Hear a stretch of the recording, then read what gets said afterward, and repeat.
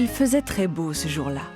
Le soleil brillait, les oiseaux chantaient et les fleurs s'épanouissaient. Miffy pensa. « Ça va être une magnifique journée. »« Maman, dit Miffy. Il fait si beau aujourd'hui. Je peux aller voir Colette Cochon ?»« Oui, Miffy, mais c'est très loin et ta trottinette est cassée. Tu vas devoir marcher. »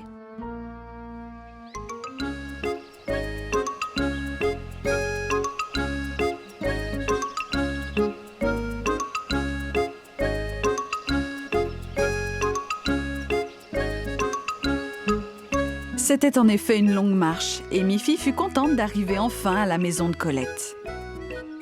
Elle savait que Colette avait toujours de bons biscuits à offrir. En frappant à la porte, elle avait déjà l'eau à la bouche en pensant aux biscuits. Mais elle n'eut pas de réponse. En levant les yeux, elle vit un mot collé sur la porte. Miffy lut le mot. « Je me suis absentée pour aller chez ma nièce. De retour la semaine prochaine. »« Ah bon ?» pensa Miffy.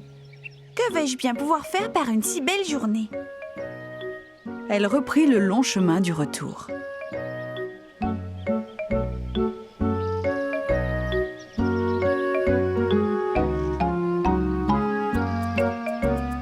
Je crois que je vais appeler Mélanie, » dit-elle. Miffy se dirigea vers le téléphone et composa le numéro de Mélanie. C'est sa maman qui répondit. « Est-ce que Mélanie peut sortir et venir jouer avec moi ?» demanda Miffy. « Oh, je suis désolée, ma petite Miffy, » dit la maman de Mélanie. « Mélanie est au fond de son lit avec un bon rhume et elle ne peut pas sortir aujourd'hui. »« Je sais !» se dit Miffy. « Je vais prendre mon ballon et aller jouer avec Snuffy. » Miffy alla donc à son armoire et prit son beau ballon multicolore. « Snuffy adore courir après ce ballon, » dit Miffy. Elle courut aussi vite qu'elle put à l'endroit où vivait Snuffy. « On va bien s'amuser, » se dit-elle.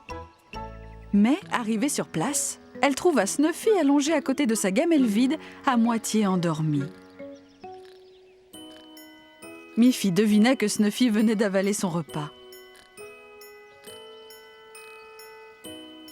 Miffy fit rebondir son ballon, plusieurs fois pour attirer son attention. Mais Snuffy n'ouvrit qu'un œil, juste un tout petit peu. Elle le referma et se rendormit profondément. Pauvre Miffy, elle reprit le chemin de la maison sans que quiconque n'ait pu jouer avec elle par une si belle journée.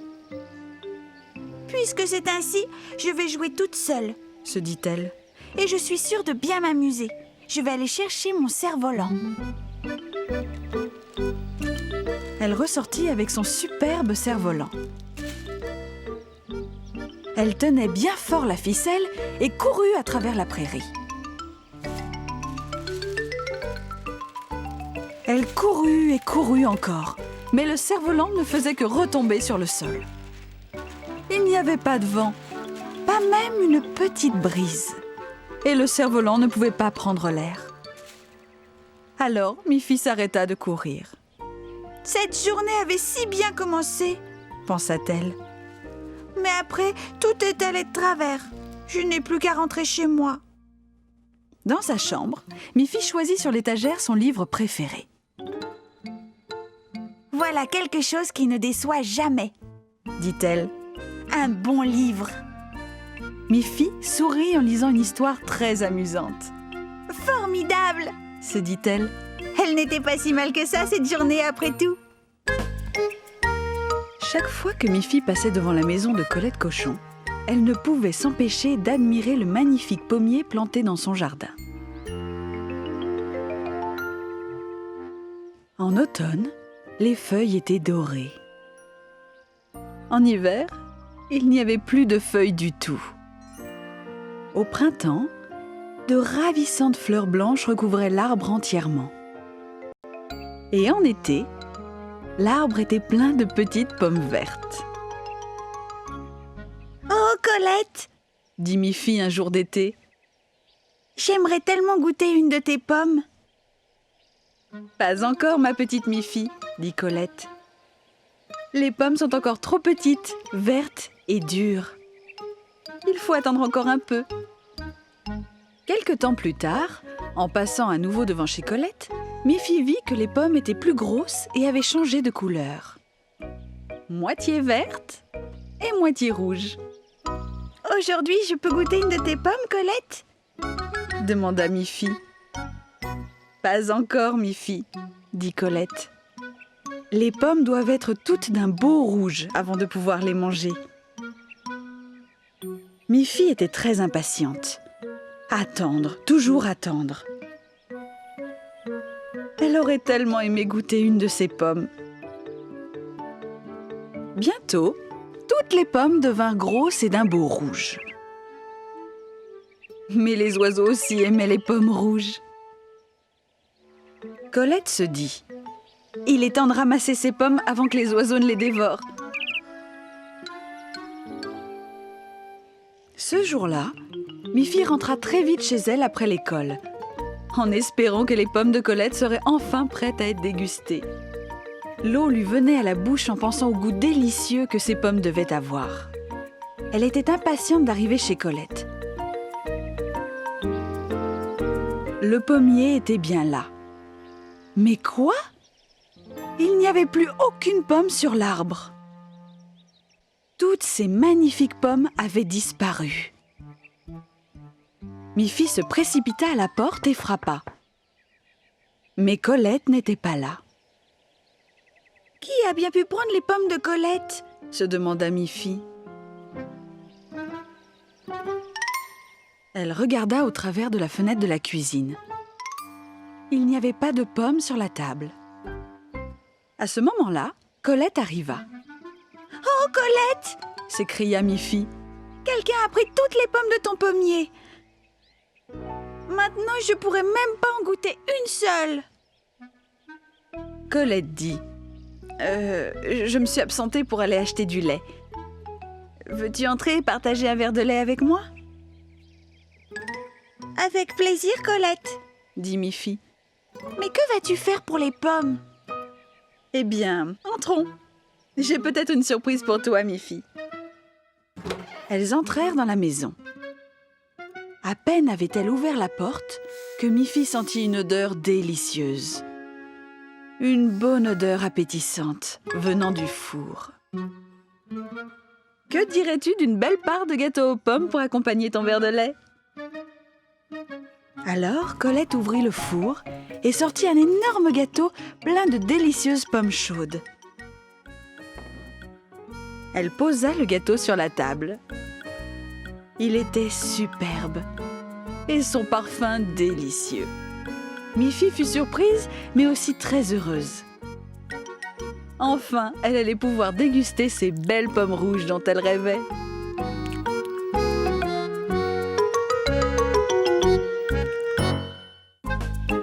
Miffy, Mélanie et Grogny étaient invités chez Boris et Barbara pour un pique-nique en forêt. Nos trois petites amies traversèrent la forêt rapidement. Elles avaient toutes les trois très faim. En arrivant, elles virent Boris en train de faire un cercle de pierre sur le sol. Barbara, elle, préparait à manger sur une table basse. « Bonjour Miffy, bonjour Grogny, bonjour Mélanie !» s'écria-t-elle. « Je suis en train de mettre des légumes de notre jardin dans cette marmite. Nous allons manger une délicieuse soupe aux légumes pour déjeuner. » Salut Miffy, salut Grogny, salut Mélanie, dit Boris. Je me prépare à faire cuire la soupe pour notre déjeuner et vous allez m'aider à la faire cuire. Mélanie, tu vas aller dans les bois et me trouver quelques petites brindilles qui aideront à faire démarrer le feu. Grogny, tu peux aller chercher quelques bûches derrière la maison. Elles seront parfaites pour faire cuire la soupe. Barbara ajouta. « Et toi, Miffy, tu veux bien m'aider à couper les carottes et les choux pour la soupe ?» Ainsi, chacun avait quelque chose à faire.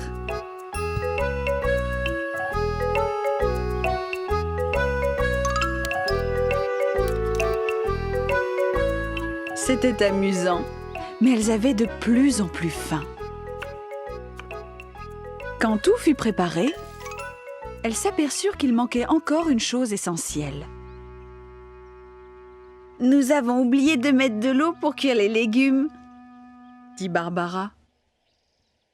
Alors, Barbara et Miffy allèrent chercher de l'eau dans la maison.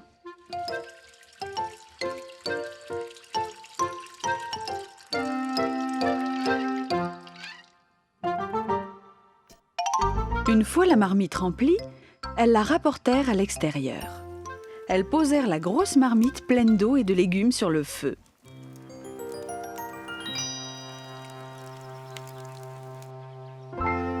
Quelques instants plus tard, un arôme délicieux montait de la marmite. Et tandis que la soupe commençait à bouillir, elles furent sensibles au son mélodieux des bulles. « Ce bouillonnement ressemble à de la musique !» s'écria Miffy. « Oui !» dit Barbara enjouée. « Mais il manque le rythme !»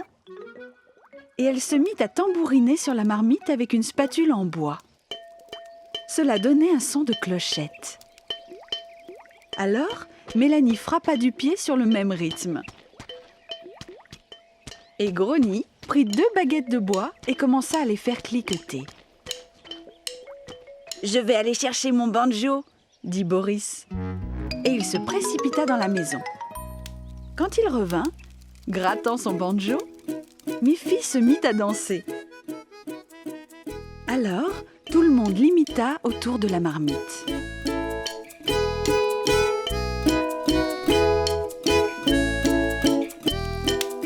Tapant, cliquetant, grattant, dansant sur la musique. C'était une vraie parade, un authentique, un véritable orchestre champêtre. Après avoir tourné plusieurs fois autour de la marmite, la soupe fut enfin prête. La musique et la danse les avaient rendus joyeux et encore plus en appétit. Quand Barbara leur distribua assiettes et cuillères, ils mangèrent leur soupe musicale avec une joie toute particulière. Jamais une soupe ne leur avait paru aussi bonne.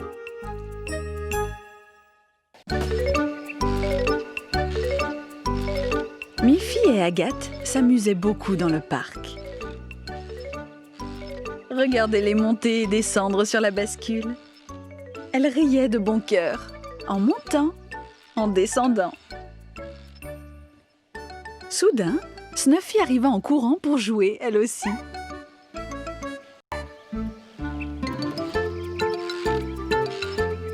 Elle agitait sa petite queue et jappait joyeusement.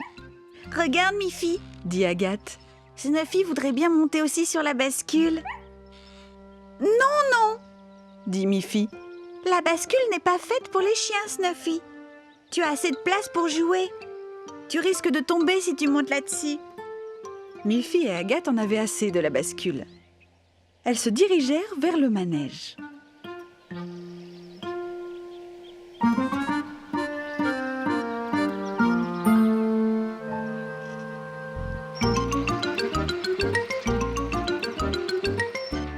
Elles poussèrent avec leurs pieds et le manège se mit à tourner, tourner de plus en plus vite. Snuffy courait tout autour du manège sans s'arrêter, agitant sa queue en aboyant vivement. « Regarde, Miffy !» dit Agathe tandis qu'elle tournait comme des toupies. « Snuffy voudrait aussi monter sur le manège. »« Pas question !» dit Miffy. « Le manège est très amusant pour les enfants. Mais si tu montes là-dessus, tu risques de tomber et de te blesser. » Les manèges ne sont pas faits pour les petits chiens. Mais tu peux courir tout autour si tu veux. Bientôt, le manège ralentit doucement. Miffy et Agathe étaient un peu étourdies.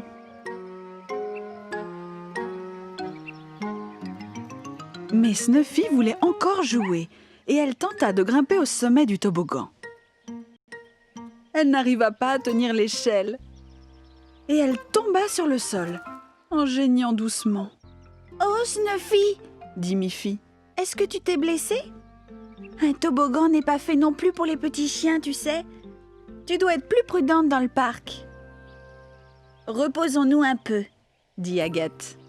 Elles décidèrent donc de s'asseoir sur un banc pour déguster quelques biscuits que leur mère leur avait préparés et mis dans des sacs en papier. Tiens, Snuffy, Dit Miffy. tu peux avoir un biscuit toi aussi. Les biscuits sont très bons, même pour les petits chiens. Miffy et Agathe se mirent à rire. Elles ne voulaient pas que Snuffy soit triste de ne pouvoir faire ce qu'elle faisait. Maintenant, ma petite Snuffy, sois gentille et attends sagement pendant qu'on fait un peu de toboggan, d'accord? Miffy grimpa au sommet du toboggan et se laissa glisser en riant joyeusement.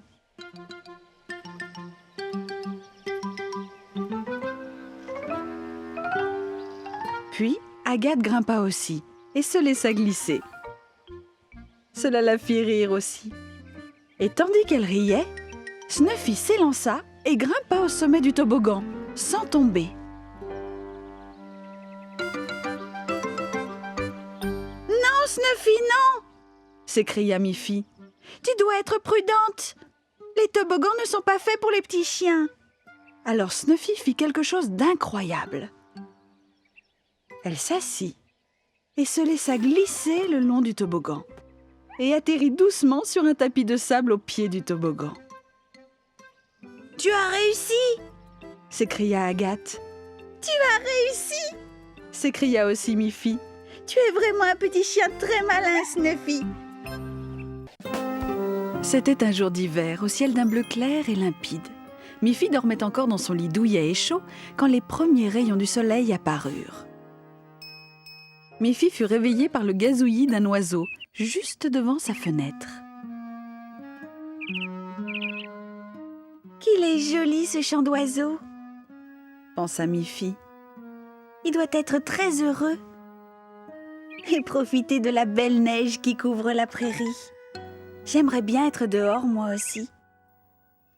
Alors, Miffy s'habilla rapidement, mit son chaud manteau, son écharpe et sortit dans la neige blanche et craquante.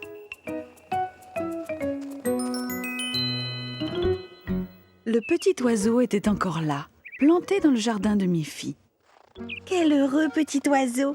se dit-elle encore, et elle alla prendre sa luge. Elle lui donna un petit coup et sauta dessus. Quel plaisir de se laisser glisser dans cette neige blanche et poudreuse.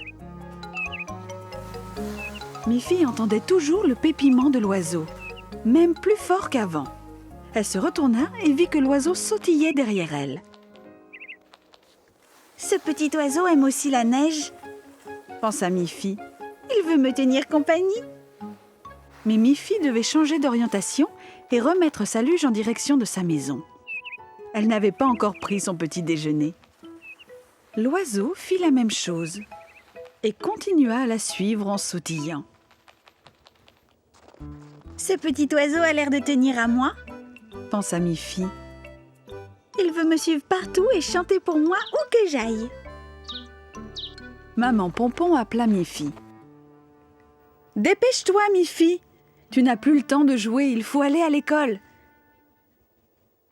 Viens vite prendre ton petit déjeuner. » Même quand Miffy eut terminé son petit déjeuner, le petit oiseau était toujours là, sur le rebord de la fenêtre. Même sur le chemin de l'école, le petit oiseau suivait toujours Miffy, jusqu'à son école. « Tu veux aussi aller à l'école, petit oiseau ?» demanda Miffy. « En tout cas, tu sais déjà chanter. » Miffy pensa qu'il serait amusant que le petit oiseau la suive partout, toujours en chantant. Même assise à sa table, le petit oiseau restait derrière la fenêtre. Au moment de la récréation, tous les enfants sortirent pour jouer dans la neige. Ils furent ravis de voir le petit oiseau sautillant autour d'eux. Mélanie dit alors: « J'ai l'impression que ce petit oiseau essaye de nous dire quelque chose, Miffy. »« Tu as raison, » dit Miffy. « Il n'a pas arrêté de gazouiller et de me suivre depuis ce matin. » « Il a peut-être faim, Miffy, » dit Mélanie. « Mais oui, » dit Miffy. « Je n'y avais pas pensé. La neige a recouvert toute la nature et il ne reste plus rien à manger pour les oiseaux. » Miffy se sentit mal à l'aise. « Je suis stupide, » dit-elle. J'aurais dû deviner qu'il avait faim. Elle courut dans sa classe et revint avec le sac en papier contenant son déjeuner. Elle prit un bon morceau de pain noir et en éparpilla les miettes sur la neige. Le petit oiseau se jeta immédiatement sur les miettes et les avala les unes après les autres.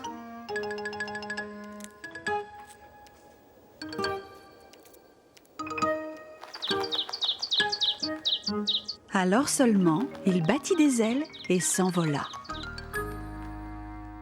Le lendemain matin, quand Miffy s'éveilla, le petit oiseau était à nouveau là. Cette fois, Miffy savait ce qu'elle devait faire.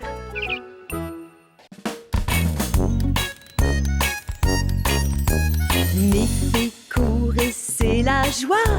Avec ses amis, on ne s'ennuie pas. Snuffy, Agathe, Barbara, Boris, Colette, ils sont tous là et tous ensemble.